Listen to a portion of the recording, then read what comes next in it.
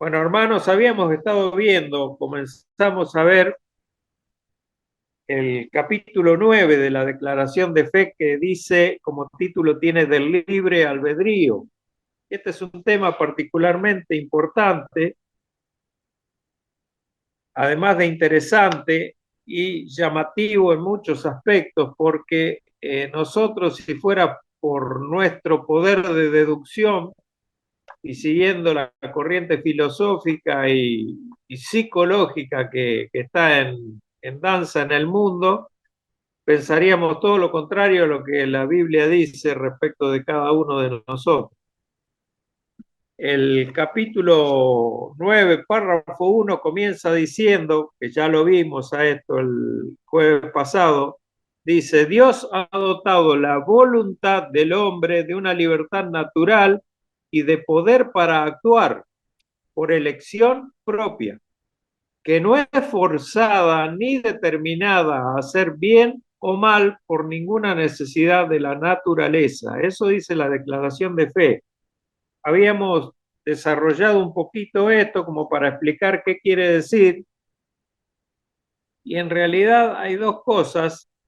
El hombre fue creado con dos elementos particularmente importantes que tenemos que prestar mucha atención, que el hombre tuvo desde siempre libertad natural para actuar y poder para hacerlo, poder para elegir.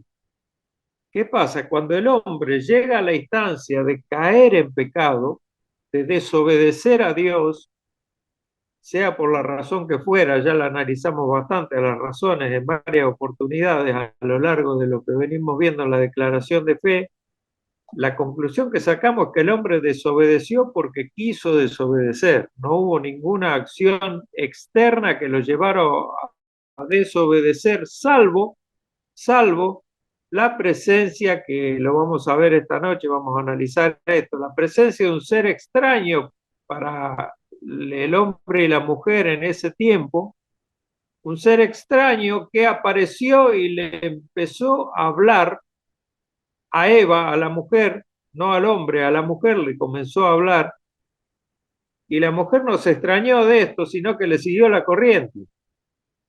Y bueno, ocurrió lo que ocurrió. Después habíamos estado analizando esto, que el poder que el hombre tuvo en ese momento, además de la libertad para hacer su propia voluntad, ese poder al caer en pecado lo perdió. ¿Por qué? Porque murió espiritualmente y él perdió la capacidad de relacionarse con Dios, como lo venía haciendo naturalmente, de una forma muy natural, el hombre se comunicaba con Dios y Dios con el hombre. Desde ese momento es como que le cortaron el cable del teléfono y la comunicación quedó cortada con Dios. Y el hombre siguió haciendo su propia voluntad sin la, el interés siquiera de comunicarse con Dios o consultarle a Dios si lo que estaba haciendo estaba de acuerdo a su voluntad. Directamente no le importó, dejó de importarle al hombre qué es lo que Dios pensaba de lo que él hacía. Hasta ahí habíamos llegado y leímos dos pasajes, que uno es muy conocido, que es el que está en Romanos 3, versículos 11 y 12, que ya lo conocemos, de lo que escribió Pablo, que dice, no hay quien entienda, no hay quien busque a Dios. Todos se desviaron, dice Pablo, a uno se hicieron inútiles, no hay quien haga lo bueno, no hay ni siquiera uno. Es algo triste, pero es un mal diagnóstico de lo que tenemos como seres humanos en nuestra voluntad. No hay quien quiera hacer lo bueno, no hay ni siquiera uno, dice. Y esto viene 14, habíamos dicho, versículos 2 y 3, que dice, Jehová miró desde los cielos sobre los hijos de los hombres, como escudriñando. ¿Para qué? Para ver si había algún entendido que buscara a Dios. Dios buscaba algún entendido que lo buscara a él. El resultado es que todos se desviaron, a una se han corrompido, no hay quien haga lo bueno, no hay ni siquiera uno. Repitiendo las palabras que, bueno, Pablo volcó en Romanos, haciendo precisamente una cita de este salmo, el Salmo 14. Entonces tenemos como consecuencia que Dios, a pesar de esto, a pesar de esta situación dramática en la que el hombre cayó de separación voluntaria con Dios por su desobediencia, Dios no lo dejó solo al hombre, sino que Dios preparó ese plan, lo puso en marcha y dice el mismo Jesucristo en Juan 6, versículo 44, que ninguno puede venir a mí, dice el Señor, si el Padre que me envió no le trajere, y yo le resucitaré en el día postrero. O sea, Dios siguió con su plan de traer a sus escogidos desde antes de la fundación del mundo, sí, trayéndolos a Cristo para que Cristo les diera la salvación, para que le diera las herramientas para que el hombre ejerciera de esa manera su responsabilidad. ¿Y cuál era la responsabilidad del hombre? Responder a la voz de Dios, al llamado a la salvación de Dios, a través de la fe, y ese llamado de Dios es solo por gracia, sin forzar la voluntad del hombre, simplemente un regalo que Dios ofrece al hombre por medio de la fe que le otorga. Y en Juan 6:65 el mismo Jesús dice, por eso os he dicho que ninguno puede venir a mí si no le fuese dado por el Padre. O sea que la voluntad de Dios a través de su gracia derramada sobre sus escogidos fue el de llevarlos a Cristo para que pudiésemos obtener salvación. Así fue con cada uno de nosotros, los que estamos aquí hoy. Dios nos escogió desde antes de la fundación del mundo en su momento, al momento que Él quiso, nos otorgó la fe para que pudiéramos creer. Eso sí es el llamado, la gracia irresistible que Dios volcó sobre sus elegidos para que pudiéramos ejercer nuestra fe y entregarnos voluntariamente a su voluntad. Hasta ahí habíamos llegado y decíamos que teníamos que ver el párrafo 2, y el párrafo 2 dice, el hombre en su estado de inocencia, tenía libertad y poder para querer y hacer lo que era bueno y agradable a Dios, pero, siempre hay un pero, era inestable y podía caer de dicho estado.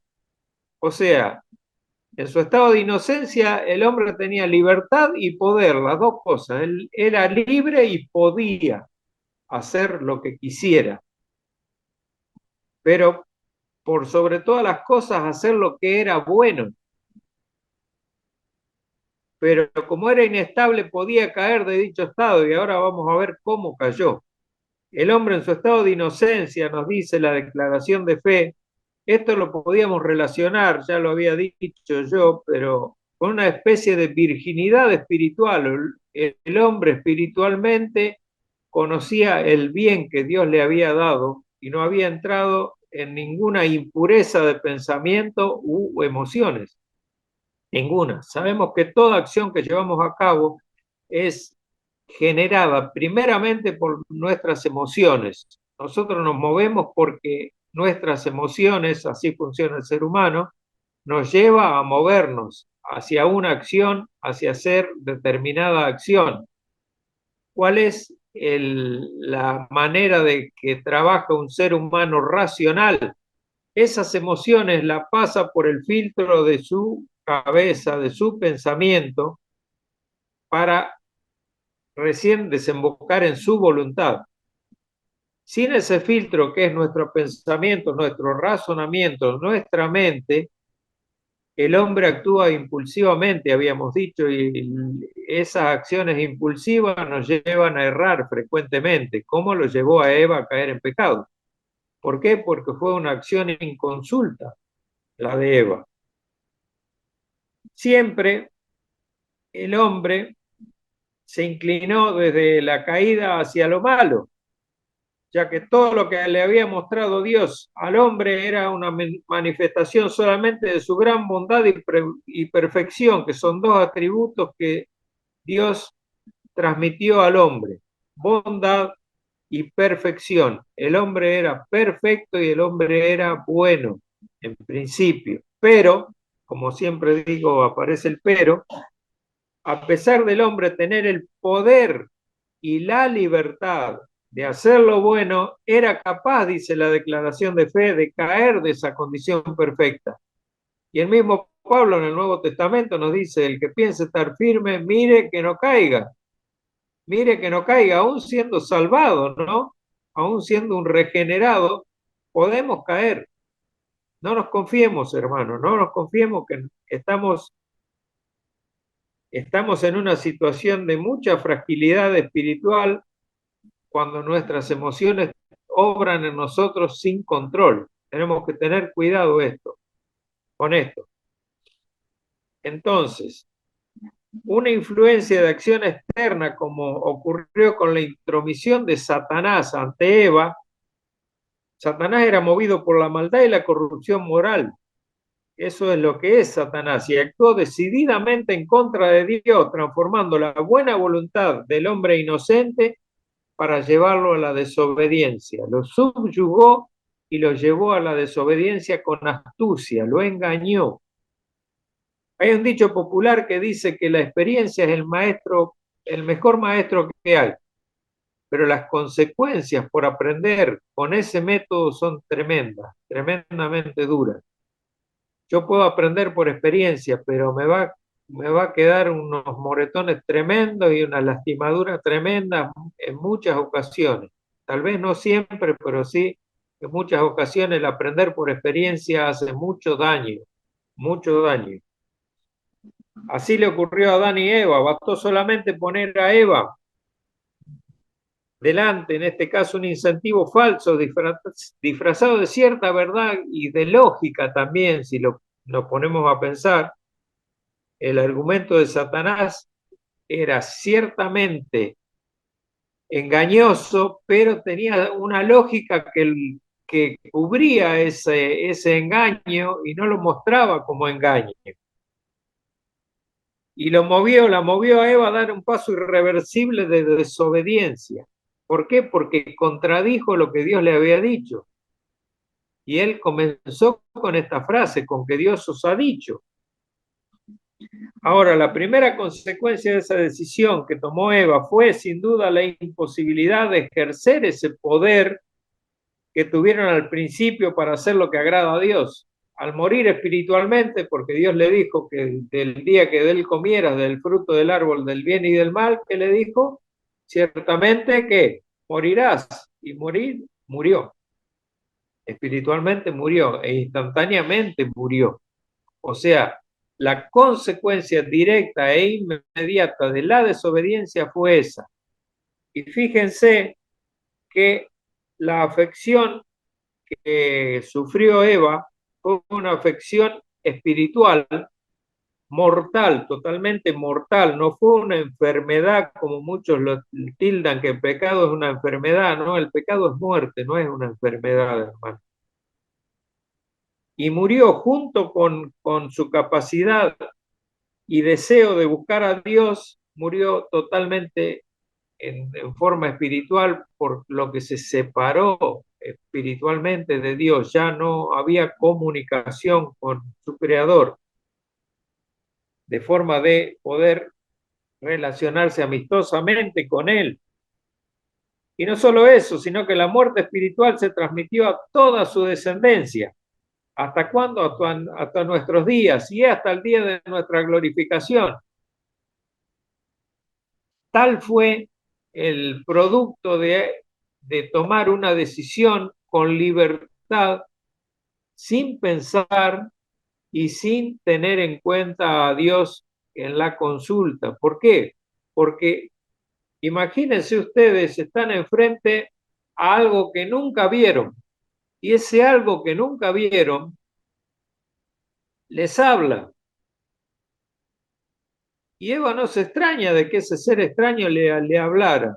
y no solo le hablara, sino que le dijera tal o cual cosa. Ella no fue y le dijo a Adán, mira, hay un bicho acá que me está hablando y me está diciendo esto, aquello y lo otro, y Dios nos dijo otra cosa a nosotros. Adán, ¿qué hubiera hecho? Hubiera dicho, bueno, vamos a consultar con Dios a ver qué pasa con este tipo, quién es, qué es lo que hace, que no fue así la relación. Ellos usaron su libre albedrío para seguir su voluntad, movida por una emoción, sin control. ¿Cuál fue la emoción? Y vio la mujer que el árbol, que el fruto del árbol era codiciable, dice, era agradable a los ojos y bueno para comer. Y ahí nomás, sin más, lo tomó, siguió sin usar su razonamiento, impulsada solamente por sus emociones, y comió, y no solo eso, sino que le dio de comer a su marido, dice la escritura. Aún habiendo sido advertidos por Dios mismo, el hombre entró en desobediencia. Ahora, ¿por qué? Nos preguntamos nosotros. ¿Por qué? Porque la pregunta obligada es ¿por qué entró en desobediencia el hombre?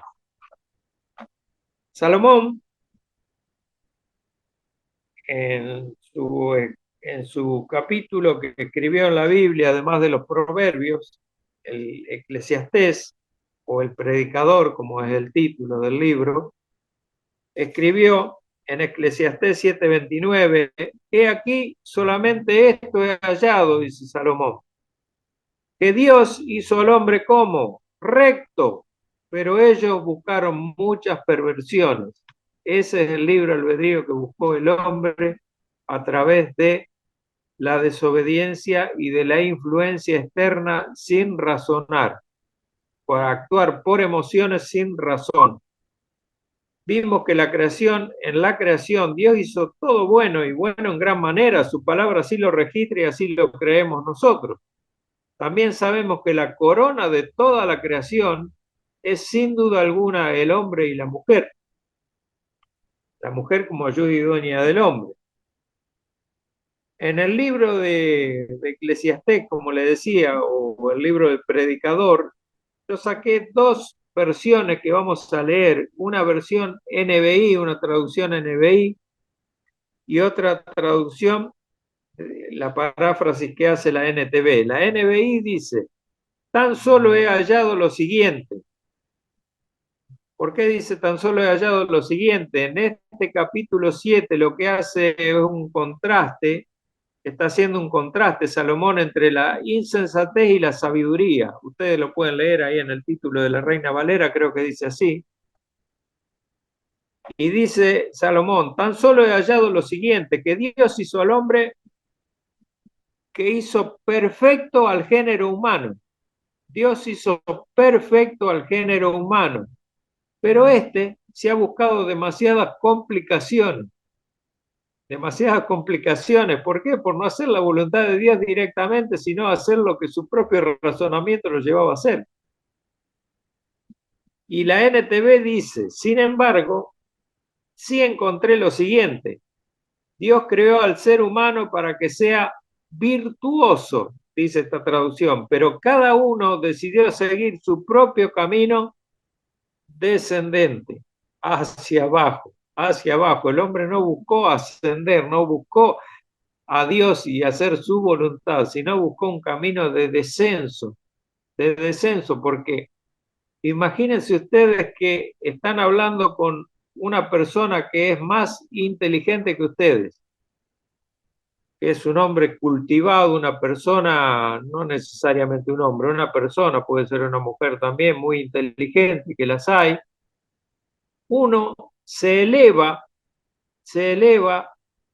al hablar con una gente así, pero cuando uno habla con una persona que está muy por debajo de nuestro nivel intelectual, lo que hacemos nosotros es empezar a bajar nuestro nivel intelectual, y eso es lo que pasó con Eva. El hombre era lo máximo, la creación máxima en perfección que había hecho Dios, y se puso a conversar, a entablar una relación con una figura que no conocía. que no conocía absolutamente, y tenemos que tener mucho cuidado cuando nosotros nos relacionamos con personas que no conocemos, que no sabemos de qué viene la cosa cuando empezamos a conversar. ¿Por qué? Porque nos puede arrastrar a hacer algo que no queremos inconscientemente, porque hay muchas personas que trabajan psicológicamente de una manera muy especial, y ahí nuestra libertad de voluntad que tenemos, nuestro libre albedrío que nos fue devuelto al ser regenerado, puede sufrir una caída, puede sufrir un resbalón. Fíjense que Eva, antes de meterse en el terreno de Satanás, de un ser totalmente extraño, no consultó, como le decía yo, con su marido, no consultó con Adán y le dijo, mira, este bicho me habla, me dice tal y tal cosa. Él no dijo eso. En cambio, tanto ella como Adán optan por dar rienda suelta a su libertad de acción. Eso es lo que debemos evitar, hermanos, nosotros, porque esa es la enseñanza que tenemos que traer de ahí.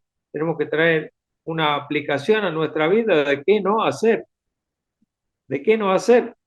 Yo no puedo entrar como entra un animal por la puerta del redil porque sí, porque soy guiado de alguna manera o empujado a entrar.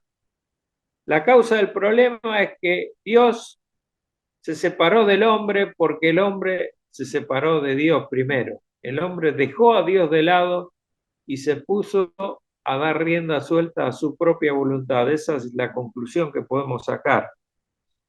Aún estando en un estado de total inocencia, así que figúrense que nosotros ya fuimos moldeados por el pecado, hemos conocido la maldad, hemos conocido el gusto de nuestra carnalidad por el pecado, o sea que cosa que Eva no había conocido aún, pero aún así cayó. ¿Cuánto más fácil para nosotros es caer en pecado? ¿Cuánto más fácil? Debemos ser sabios y tener buen discernimiento en el ejercicio de nuestro libre albedrío. Hay una advertencia que hace Pablo en 1 Corintios 15:33 que dice, no erréis, las malas conversaciones corrompen las buenas costumbres. Yo puedo tener muchas buenas intenciones, pero muchas veces esa libertad que tengo para actuar y para accionar y para elegir me puede llevar por una mala elección que pueda ser influenciado por una mala conversación a tomar una muy mala decisión. Y la consecuencia de esa muy mala decisión puede ser triste en muchos casos. Está bien que hago la aclaración, en primero a los Corintios 15, Pablo está hablando de la resurrección de los muertos. En ese contexto está diciendo esto, pero es válido para todos los casos porque uno teme que pueda haber intenciones que ocultan ciertas palabras cuando no son transmitidas o cuando entramos en una conversación con desconocidos. Jesús en su última enseñanza a sus discípulos, cuando hablaba de la vida verdadera, que fue la última enseñanza que Jesús tuvo a sus discípulos de Juan 15, él dijo, yo soy la vid y vosotros los pámpanos, el que permanece en mí y yo en él, este lleva mucho fruto. ¿Por qué? Porque separados de mí nada podéis hacer. Separados de Cristo nada podemos hacer. Y el hombre, la primera acción que toma por propia voluntad, que está registrada en la Biblia, fue desobedecer a Dios, soltarse de la mano de Dios y desobedecerlo, hacer lo malo. Fíjense, aún estando en su estado de inocencia. Por eso dice la declaración de fe, pero era inestable y podía caer de dicho estado. La pucha sí era inestable, ¿cómo no? Muy inestable, muy inestable el hombre. Estaba al borde de caer, de poder caer y cayó. Dios, dice la palabra en el Nuevo Testamento, no puede ser burlado. Dios lo sabía perfectamente que esto iba a ocurrir, por eso preparó su plan de redención. Pero este es otro tema, el plan de redención de Dios al hombre y la omnisciencia de Dios y lo que él sabía al respecto de lo que el hombre iba a hacer es otro tema. Vamos a pasar al párrafo 2.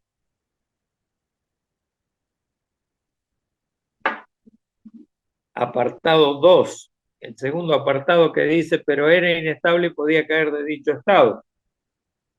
Sin quererlo ya entramos al párrafo 2 que nos toca y nos encontramos con la afirmación que dice que era inestable, el hombre era inestable, o sea, podía estar, variar de posición, podía variar de forma de pensar, podía estar bien, podía estar mal, podía elegir para el lado bueno, podía elegir para el lado malo, de cualquier manera, siendo influenciado por algo, como en el caso de Satanás, que dice en Génesis 3:6, que es el versículo que tenemos como referencia del apartado 2, si se fijan en la declaración de fe, dice, y vio la mujer, como les decía recién, que el árbol era bueno para comer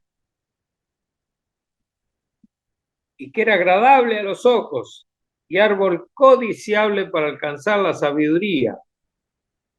La mujer vio con estos ojos que ven las cosas del mundo.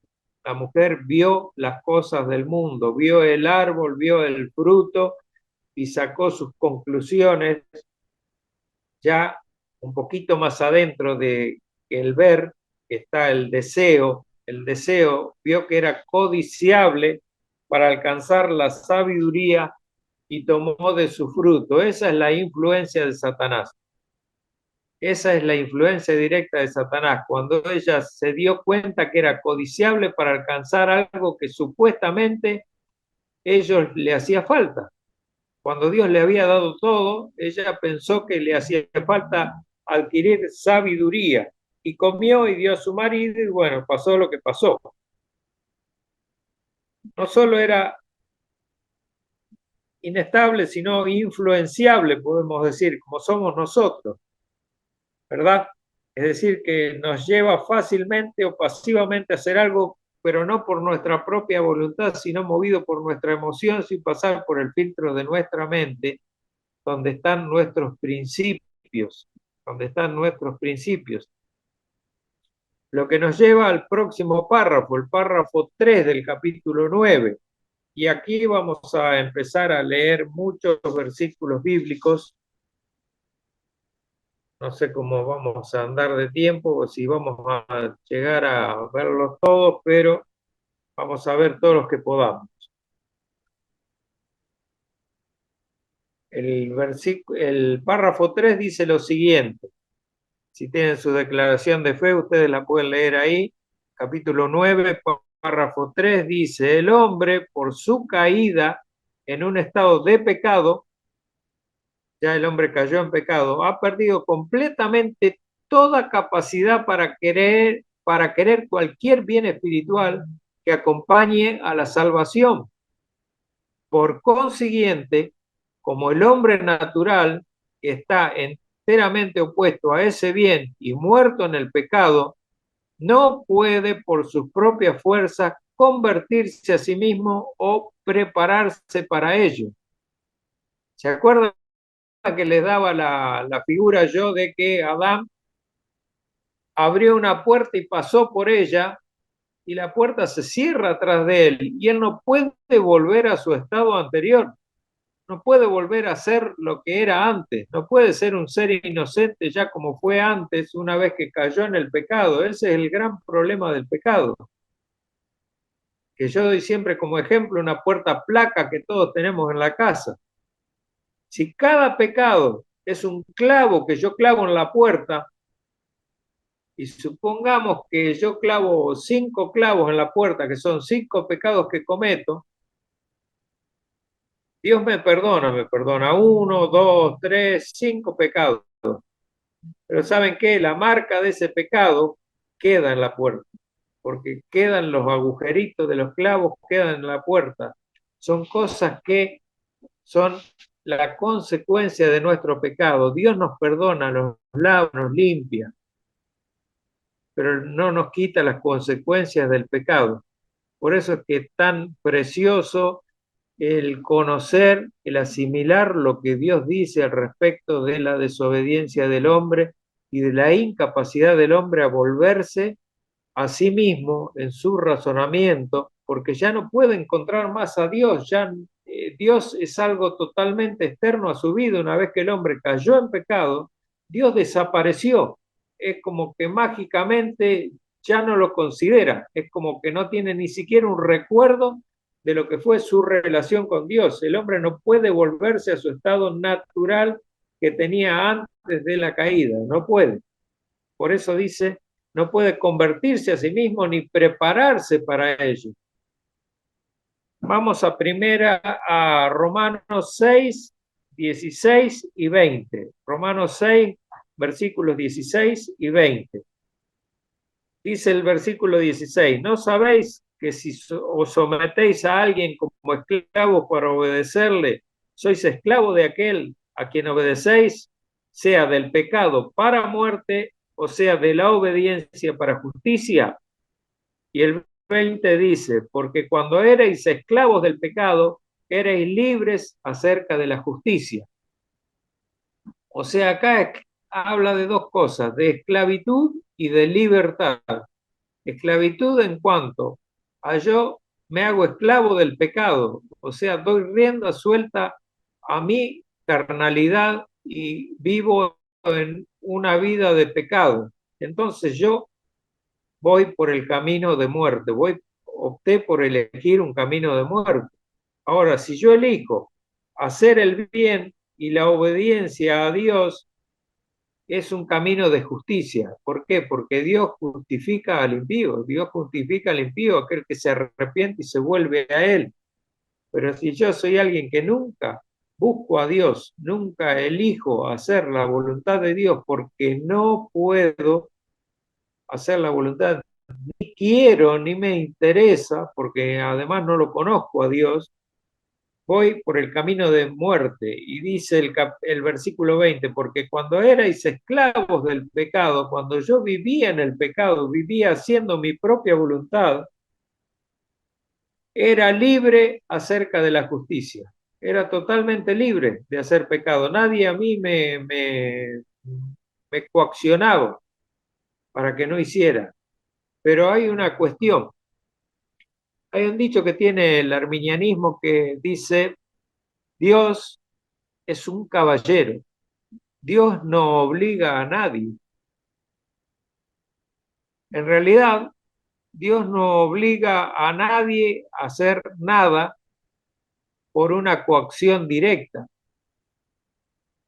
Dios no hace nada con el impío para que deje de ser impío, salvo que esté dentro del listado de aquellos escogidos para salvación. Ahora, que Dios es un caballero y no hace que alguien obedezca, de alguna manera que no sabemos cómo lo hace, pero le podemos preguntar a Jonás cómo le fue, le podemos preguntar a Pablo, le podemos preguntar a Moisés cuando dijo que no podía porque era tardo de lengua. Dios se las hace de alguna manera que no conocemos nosotros, que podamos hacer, no solo podamos, sino que querramos hacer su voluntad, porque mírenlo a Pablo, el ejemplo de Pablo, que lo tenemos, es un ejemplo que yo siempre lo cito porque me identifico en algunos aspectos con Pablo. Mi voluntad sometida a Dios era lo último que yo me hubiera esperado, porque mi naturaleza cuando yo era un joven de 20 y pico de años, 22, 23 años, cuando uno está en la flor de su juventud, que tiene toda la polenta, como podemos decir, hablando en criollo, no respetaba autoridad. Pero era algo que me oponía directamente de frente, frontalmente a cualquier autoridad que hubiera sobre mí. Yo no soportaba la autoridad sobre mi vida. El día que Dios me llama, yo caigo de rodillas ante la cruz y yo no le puedo explicar por qué. No le puedo explicar qué hizo Dios conmigo. No lo sé, pero que caí, caí. Y que no fue por una coacción, se lo puedo garantizar. Fue algo que fue de mi propia voluntad. Dios cambió algo en mí que me cambió la voluntad totalmente. así, en un tris, me cambió la voluntad. Pero de ser tremendamente blasfemo pasé a ser alguien dependiente de un ser todopoderoso, bueno, amoroso, que aprendí a conocer a través del tiempo. Tampoco yo, por ser convertido, por haber llegado a los pies de Cristo, conocía algo de Él, pero sentía algo en mi interior que era un cambio total en mi forma de actuar, en mi forma de reconocer una autoridad sobre mi vida. Ojo que seguí con las autoridades humanas hasta por ahí nomás, porque el ser humano es como que alguien lo está plagado de mentira, el ser humano de maldad, que uno lo percibe. De alguna manera va adquiriendo, cuando uno se convierte a Cristo, adquiere además un cierto discernimiento espiritual para poder semblantear de alguna manera a ciertas personas. Pero con Dios no es así. Con Dios o te sometes o te sometes. No hay otra forma, no hay otra forma. El cambio de naturaleza es impresionante. Entonces, yo dejé de ser esclavo del pecado, no víctima, sino un gerente de mi propio pecado, que es cosa diferente. No fui víctima del pecado, porque el pecado a mí no me busca, yo lo busco al pecado. Cada uno de nosotros cuando cae en pecado voluntariamente porque lo está buscando, porque algo, no sé, que se querrá sacar de encima, pero uno cae en pecado porque quiere, por su propia voluntad, no porque Dios lo coaccione y no lo empuje al pecado, ¿no? Entonces, si alguien como esclavo para obedecerle, sois esclavo de aquel a quien obedecéis. Yo no puedo obedecer a alguien que esté contrario a Dios, no puedo hacer lo que hizo Eva. Y puedo usar mi libre albedrío para qué? Para decirle no, para decirle no. Ahí está mi libre albedrío. Si no, sigo teniendo ese albedrío condicionado que me lleva a hacer lo que mi carne dice que haga. La famosa frase, sigue a tu corazón. Sería esa, por ejemplo. Sigue a tu corazón, sigue los dictados de tu corazón. ¿Tu corazón a dónde te va a llevar? ¿A hacer qué? ¿Lo bueno o lo malo? Engañoso es el corazón más que todas las cosas y perverso, dice la palabra. ¿Quién lo conocerá? Dios, Dios lo conoce. Yo no lo conozco, claro que no lo conozco. Si yo sigo mi corazón, voy a vivir en pecado. Juan 8:31. Juan 8:31 al 34. La próxima referencia. Dijo entonces Jesús a los judíos que habían creído en él: si vosotros permaneciereis en mi palabra, seréis verdaderamente mis discípulos y conoceréis la verdad y la verdad os hará libres. Le respondieron: linaje de Abraham somos y jamás hemos sido esclavos de nadie. ¿Cómo dices tú seréis libres? Jesús le respondió: de cierto os digo que todo aquel que hace pecado, esclavo es del pecado. ¿Qué le estaba diciendo Jesús a estos fariseos? ¿Que eran buenos muchachos? Le estaba diciendo que eran unos pecadores, tremendos pecadores, y encima soberbios, porque dice: ¿cómo dices tú seréis libres si somos hijos de Abraham? Ser, bueno, hay que leer un poquito Gálatas, pero ser de una etnia que viene de un pueblo elegido por Dios no quiere decir que sea un hijo de Dios. Que sea yo judío no quiere decir que sea salvo. Y que Pablo haya escrito en la carta a los romanos que un día todo Israel será salvo, no se está refiriendo a todo el pueblo judío y a cada uno de los judíos que existen sobre la tierra. Entonces, todo ese tipo de interpretaciones lo tenemos que tomar con cuidado. Y esto que dicen los señores fariseos: ¿cómo dices tú seréis libres? Seréis libres del pecado, estaba diciendo Jesús. Seréis libres del pecado, ¿por qué? Porque al ser regenerados nosotros podemos elegir hacer el bien y podemos salir de esa cárcel espiritual que nos tiene ahí haciendo nada más que pecado, que es precisamente lo que habíamos hablado y yo había nombrado como albedrío condicionado, ya no libre, un albedrío condicionado. ¿Condicionado a qué? A la naturaleza propia de la persona. Lo que eres determina lo que haces. ¿Se acuerda que le dije anótenlo y memorícenlo? Lo que eres determina lo que haces. Entonces, si yo soy un pecador, lo que voy a hacer es pecado, no otra cosa. Mi albedrío está condicionado por mi naturaleza. Mi propia naturaleza pecaminosa me va a llevar a hacer pecado, salvo que Dios se haya apiadado de mí, haya tenido la gracia salvífica sobre mi vida y yo haya sido una persona liberada, totalmente libre, como dice Jesús, los fariseos. Seréis verdaderamente mis discípulos y seréis a través de la verdad libres. Conoceréis la verdad y la verdad os hará libre. ¿Cuál es la verdad? ¿Cuál es la verdad? Cristo es la verdad, Cristo es la única verdad, yo soy el camino y la verdad y la vida, Cristo es la verdad, conoceréis a Cristo, me conoceréis a mí, dice el Señor, y el conocerme a mí os hará libre del pecado. Por eso le decía yo el jueves pasado, no somos pecadores cuando estamos leyendo la palabra de Dios, cuando nos estamos sometiendo a la voluntad de Dios, estamos haciendo lo que debemos hacer, estamos haciendo lo bueno, estamos conociendo la verdad de Dios, estamos sabiendo, enterándonos y administrando nuestra vida el alimento espiritual que nos dice lo que Dios quiere que hagamos. Pero cuando nos dejamos la palabra de Dios de lado, yo automáticamente voy incrementando mi capacidad para caer en pecado. No es que automáticamente me vaya a pecar, sino que mientras yo estoy en la palabra de Dios y yo estoy totalmente en Cristo y caminando una vida totalmente espiritual, yo no peco, yo no peco.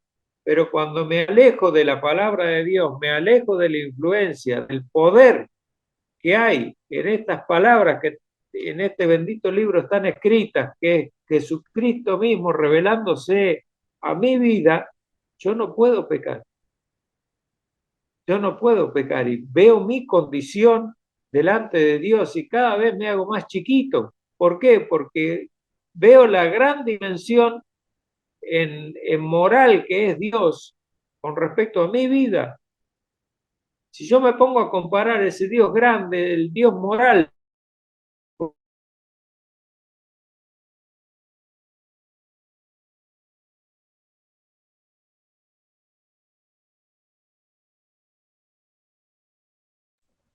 Guardamos un cachito, parece que perdió la señal. yo hablando acerca de cuando estamos en la palabra de Dios, cuando estamos tomando ese alimento espiritual que Cristo mismo a través de su palabra hablando de nuestra vida, yo puedo tomar la buena decisión de hacer lo bueno, hacer su voluntad. No estoy pecando en ese sentido. Ahora, cuando yo dejo de lado a Dios, como hizo Adán, como hizo Eva, y me dedico a hacer mi propia voluntad que está influenciada por alguien que quiere hacer lo malo en mí y de mí, yo puedo caer en pecado, y seguramente voy a caer en pecado, porque si sigo las direcciones que mi corazón me manda, yo voy a hacer lo que mi carne le guste y mi carne no le gusta otra cosa que no sea el pecado. O sea, yo puedo ser una buena persona cuando crezco espiritualmente, pero no de otra manera.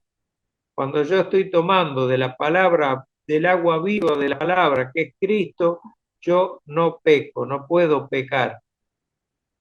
De lo contrario, sí, cuando dejo de lado a Dios como hizo Adán, como hizo Eva.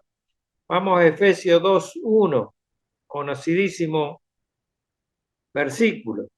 Y Él, Dios, Jesucristo, nuestro Señor, os dio vida a vosotros. ¿Cuándo? Cuando estabais muertos en vuestros delitos y pecados. El hombre estaba muerto. Si no es por Dios que nos da vida, el hombre no puede vivir espiritualmente. Por eso que Pablo decía, no hay quien busque a Dios, no hay quien haga lo bueno, no hay. ¿Por qué?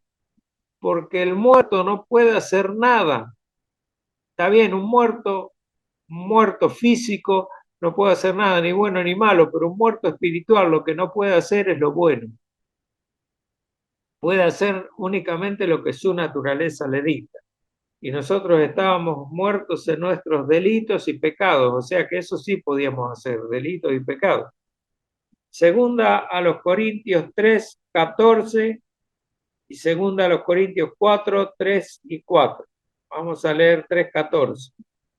Pero el entendimiento de ellos se embotó, dice Pablo, porque hasta el día de hoy, cuando leen el antiguo pacto, le queda el mismo velo no descubierto, el cual por Cristo es quitado.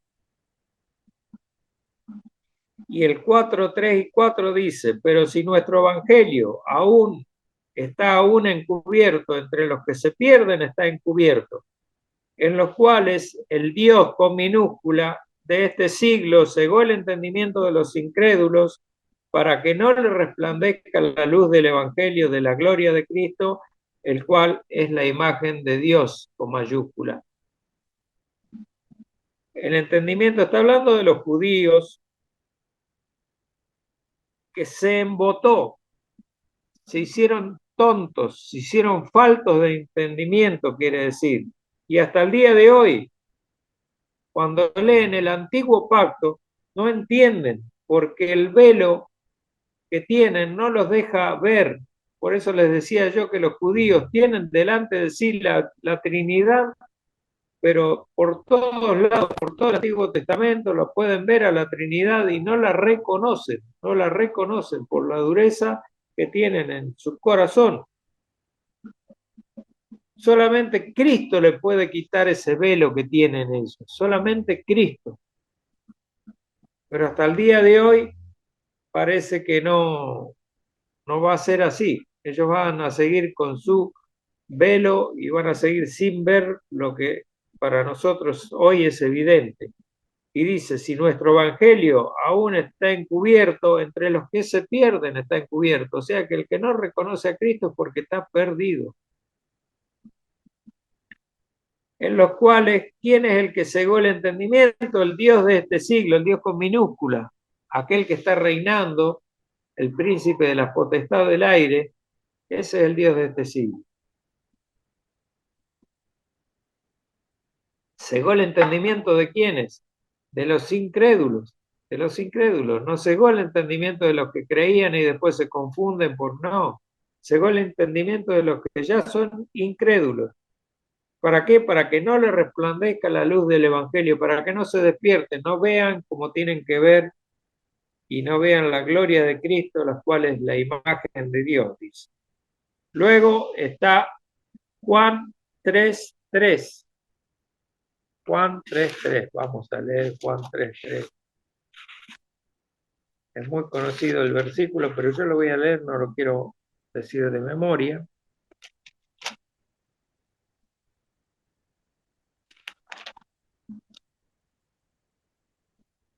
Si lo tienen ahí, respondió Jesús y le dijo, de cierto te digo, que el que no naciere de nuevo no puede ver el reino de Dios. El que no naciere de nuevo, Jesús acá está haciendo una referencia a Ezequiel 36:25, algo que Nicodemo debía conocer ya, porque era maestro de la ley y no lo conocía, no se daba cuenta de lo que significaba. Si no naciereis de nuevo, no podéis ver el reino de Dios, no podéis entrar, luego le dice, al reino de Dios. Hay que nacer de nuevo. ¿Por qué hay que nacer de nuevo? Por lo que decía Pablo antes en Efesios 2, porque estamos muertos en delitos y estamos muertos en delitos y pecados. Entonces, no puede el hombre natural que está enteramente opuesto a ese bien o muerto en pecado, no puede por sus propias fuerzas convertirse a sí mismo o prepararse para ello. ¿Por qué? Porque no puede entender. Y acá viene la famosa el famoso versículo de 1 Corintios 2:14. ¿Se acuerdan lo que decía 1 Corintios 2:14? Pero el hombre natural, dice, ¿qué pasa? No percibe. ¿El que no percibe? Las cosas que son del Espíritu de Dios. ¿Por qué? Porque para él son locura. Son locura, no la puede entender. ¿Y por qué no la puede entender? Porque se han de discernir espiritualmente, dice Pablo. ¿Y cómo voy a discernir espiritualmente algo si yo espiritualmente estoy muerto? No puedo, es imposible, totalmente imposible. Por eso, hermanos, que es imposible sostener ese argumento arminiano de que yo puedo ir a elegir a Dios, yo puedo ir a buscar a Dios o yo soy el que le tengo que decir sí a Dios. Yo no le tengo que decir nada a Dios, Dios es el que tiene que decirme todo a mí. Dios es el que me tiene que decir, vení para acá, yo te escogí, vos te vas a rendir hoy. Como me pasó a mí, como le pasó seguramente a varios de ustedes.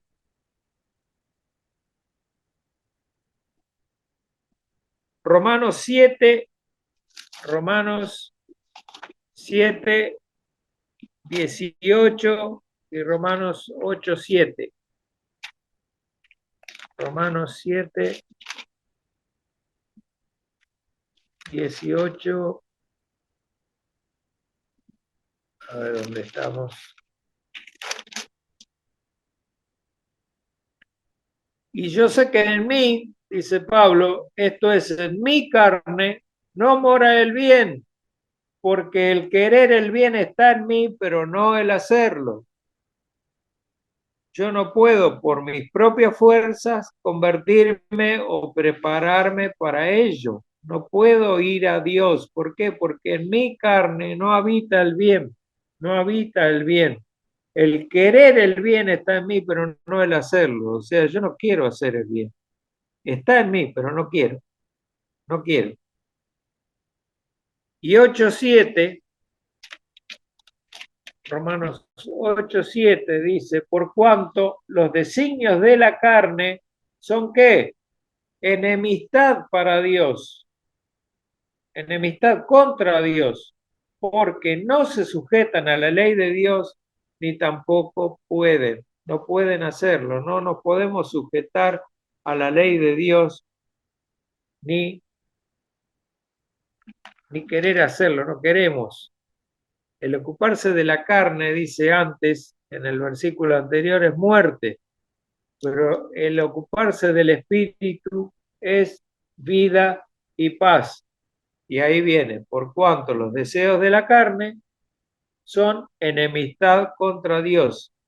O sea, el deseo que yo tengo llevado por mis impulsos, vuelvo siempre a lo mismo, al emocionalismo. Cuando yo estoy manejado por mi emocionalismo, sin pasar por el filtro de mis principios, que es mi mente, mi intelecto, acuérdense siempre que el hombre es intelecto, voluntad y los sentimientos o las emociones. Tiene esos tres componentes el ser humano, siempre. Pero yo mis emociones no las puedo hacer impactar directamente con mi voluntad sin pasar por mi intelecto, por mi razonamiento, donde están mis principios, donde yo tengo el recuerdo de lo que Dios dice, donde yo puedo discernir si lo que digo va a traer una buena o una mala consecuencia, va a tener una buena o una mala consecuencia. Primero a los Corintios 2:14, recién lo vimos. Mateo 7,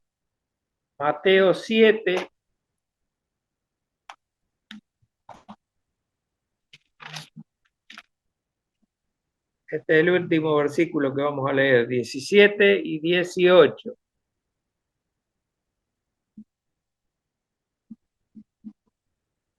Para que se cumpliese lo dicho por el profeta Isaías, cuando dijo, él mismo tomó nuestras enfermedades y llevó nuestras dolencias. Viéndolo Jesús rodeado de mucha gente, 7, no, 16, este no es, este era 8. Acá está, lo que pasa es que me faltan hojas en mi Biblia. Así, todo el buen árbol da buenos frutos, dice el Señor, pero el árbol malo da frutos malos. No puede el buen árbol dar malos frutos, ni el árbol malo dar frutos buenos. Todo árbol que no da buen fruto es cortado y echado al fuego. Bueno, o sea, el Señor Jesucristo está comparando al ser humano, a la persona, con un árbol, y más que a la persona con un árbol, está comparando el fruto espiritual de esa persona con el fruto de un árbol, el fruto bueno o el fruto malo. Si el árbol es un mal árbol, da frutos malos. Si un árbol es bueno, da frutos buenos. Lo mismo dice capítulo 12, versículos 33 y 37. Capítulo 12, versículos 33 y 37. O haced el árbol bueno y su fruto bueno, o haced el árbol malo y su fruto malo, porque por el fruto se conoce el árbol. Y el 30 y... Ah, no, hasta el 37. Generación de víboras, dice el Señor, ¿cómo podéis hablar lo bueno siendo malos? Porque de la abundancia del corazón habla la boca. El hombre bueno, del buen tesoro de su corazón, saca buenas cosas, y el hombre malo, del mal tesoro, saca malas cosas. Mas yo os digo que de toda palabra ociosa que hablen los hombres, de ella darán cuenta en el día del juicio. Sin duda alguna, esas pocas palabritas que decíamos, como una muletilla, lo que eres determina lo que haces, es un resumen de lo que el Señor decía acá. ¿Cómo podéis hacer lo bueno siendo malos? ¿Cómo podéis? No podéis, no podemos hacer lo bueno porque somos malos.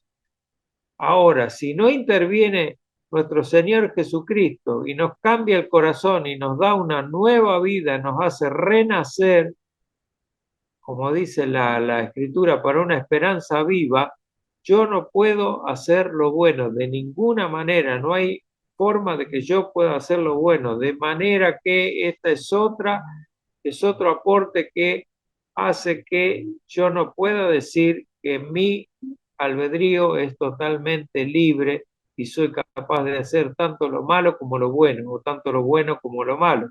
No es así. El argumento arminiano se cae, hermano, se cae delante de lo que la palabra de Dios nos puede enseñar. Nosotros somos lo que somos porque Dios hizo lo que hizo con nosotros.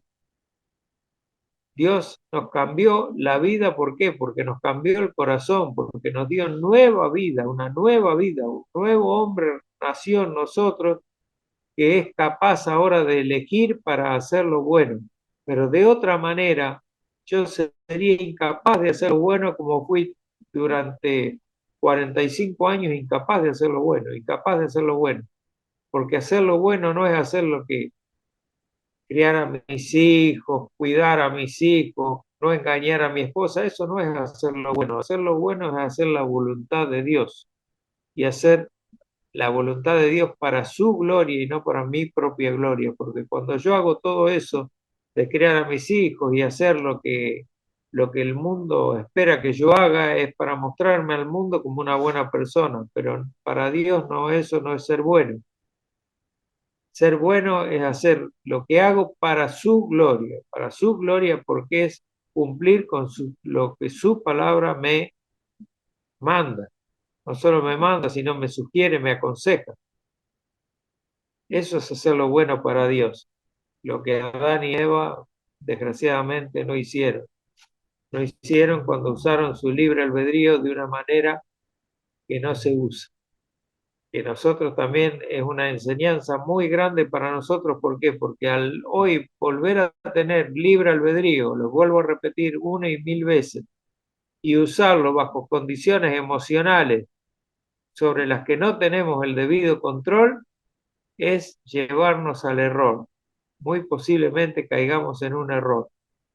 Y acuérdense lo que dice Santiago de lo que es la lengua, un pequeño miembro que puede encender un gran fuego.